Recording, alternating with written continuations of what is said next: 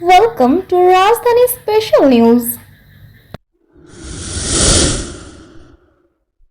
ଉପସ୍ଥିତ ସମସ୍ତ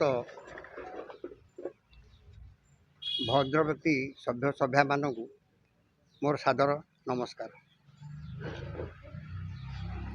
ଯେତେବେଳେ ଭୁବନେଶ୍ୱର ମହାନିଗମ ନଗର ନିଗମ ହୋଇନଥିଲା, ତା ପୂର୍ବରୁ ଭୁବନେଶ୍ୱର ମ୍ୟୁନିସିପାଲିଟି ଥିଲା। ସେତେବେଳେ ୱାର୍ଡ଼ ହୋଇନଥିଲା, ତେଣୁ ପ୍ରତ୍ୟେକ ଗ୍ରାମର ଏଇ ପ୍ରତିନିଧି ହେଉଥିଲେ, ସେମାନଙ୍କୁ କାଉନସିଲର କୁହାଯାଉଥିଲା।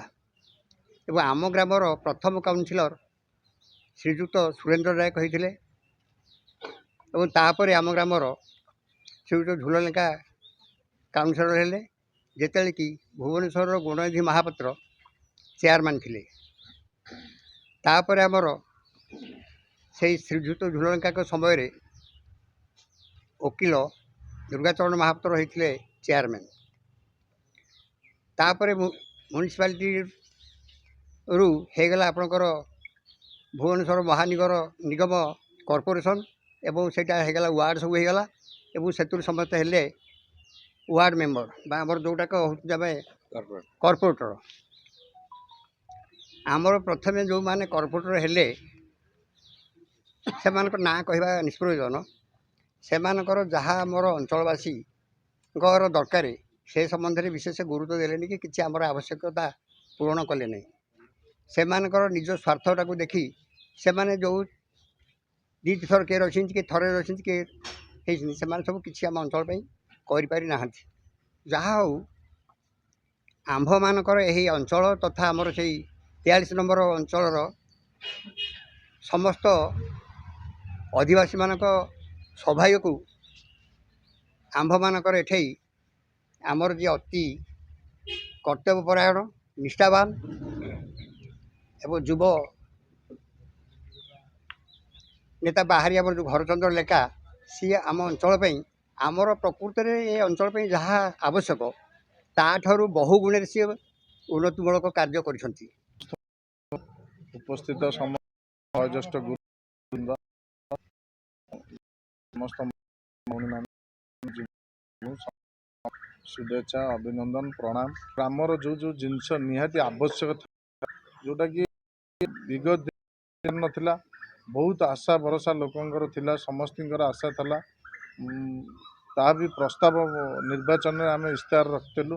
आसी प्रथम संपूर्ण से काम श्मशान, स्वास्थ्य केन्द्र एवं आम ग्रामर जिते मंदिर अच्छी एवं खेल पड़िया सब प्रत्येक मान्यवर विधायक श्रीजुत अनंत नारायण जेना सहयोग आम ग्रामर विभिन्न उन्नतिमूलक कार्य बहुत किसी सरीगला एवं आउरी किसी आगु सर पार्क ठारू आरंभ कर विभिन्न प्रकार एक दोलवेदी पड़िया ठाकुरंकर विभिन्न कार्यक्रम ड्रेन जो ग्राम पानी पशुला ड्रेन संपूर्ण 16 फुट चौड़ार करागला जोटा कि आगुरी 6-7 फुटर था।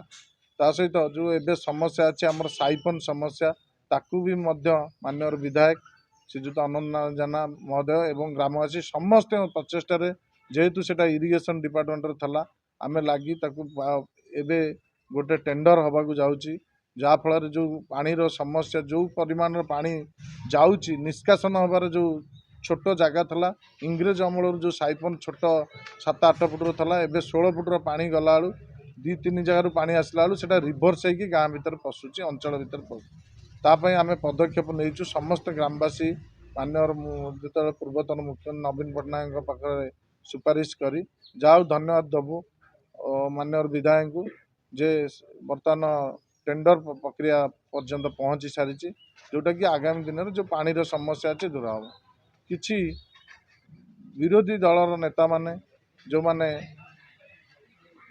काम को सब विरोध कर भल उन्नतिमूलक काम को सब विरोध कर गोटे वार्ता देवी सब जदि राजनीति आसुँच सेवा करिया मनोवृत्ति रखु उन्नतिमूलक काम को केवल विरोध करतु ना उन्नतिमूलक कार्य को सब सहयोग हाथ बढ़ातु आपण सेवार मनोवृत्ति नहीं कि आसिले एभली मिछ प्रलोभन मंतव्य केबे देबे नहीं। यह आम अंचलवासी मु समस्त मिसी दृढ़ निंदा करछु।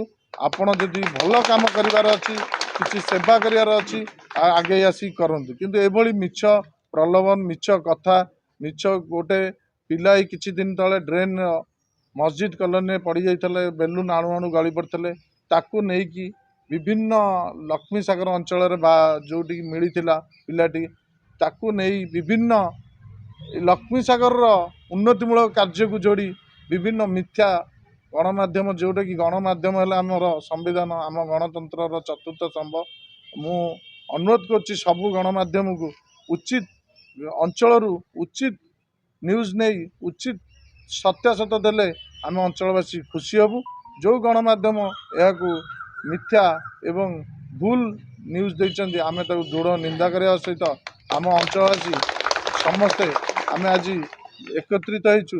ଗୋଟିଏ କଥା ମୁଁ କହିବି, ଦେଖନ୍ତୁ ଆମ ସହିତ ତାଙ୍କ ଏଇ ବିରୋଧୀଙ୍କ ସହିତ ଆମର ଏକ ପଡ଼ୋଶୀ ଯିଏ ଦଳର କର୍ପୋରେଟର, ସିଏ ମଧ୍ୟ ଯୋଡ଼ି ହେଇ ଯେଉଁଟାକି ସମୂହ କାମ, ଯେଉଁଟାରେ ଦଳର ସମ୍ମାନକୁ ବାଧା ଦେଉଛନ୍ତି, ସବୁବେଳେ ଦଳର ସହିତ ରହି ଦଳର କର୍ପୋରେଟର, ଦଳର ବିଧାୟକଙ୍କୁ ଯେଉଁଭଳି ଭାବରେ 23 ତାରିଖ ଦିନ ଯେଉଁଭଳି ଭାବରେ ମନ୍ତବ୍ୟ ଦେଇଛନ୍ତି, ଏହା ଉଚିତ ମନେ କରୁନୁ। ଯେ କି ଆମ ଅଞ୍ଚଳବାସୀ ତାଙ୍କୁ ଦୃଢ଼ ନିନ୍ଦା କରୁଛୁ। ଯେକୌଣସି ଦଳରେ ଆମେ ଅଛେ, କମ୍ ସେ କମ୍ ସେ ଦଳକୁ ସମ୍ମାନ ଦେବା କଥା। ଆମ ଅଞ୍ଚଳବାସୀ ଆମେ ଦଳର ସୁପ୍ରିମୋକୁ ଅନୁରୋଧ କରୁଛୁ ତାଙ୍କ ପ୍ରତି ଦୃଢ଼ କାର୍ଯ୍ୟାନୁଷ୍ଠାନ ନିଆଯାଉ। ଏ ଦୃଢ଼ କାର୍ଯ୍ୟାନୁଷ୍ଠାନ ନେଲେ ଆମେ ଯେହେତୁ ଆମେ ଗୋଟେ ସେବା କରିବା ମନୋବୃତ୍ତି ହେଉଛେ, କିଏ କାହାକୁ ଆକ୍ଷେପ କରିବା ଏବଂ ନିଜ ଯଦି ୱାର୍ଡ଼ରେ ନିଜେ ଆମେ ସେତିକି କାମ ସେତିକି ସମୟ ଦିଅନ୍ତେ, ମୋ ମତରେ ଭଲ ହୁଅନ୍ତା। ଏମିତି ପର ପାଖ ପଡ଼ୋଶୀ ଗ୍ରାମର ଯାଇକି ଉନ୍ନତି କାମରେ ବାଧା ସୃଷ୍ଟି କରିବା, ଏହା ଏକ ନିନ୍ଦନୀୟ। ଜୟ ଜଗନ୍ନାଥ।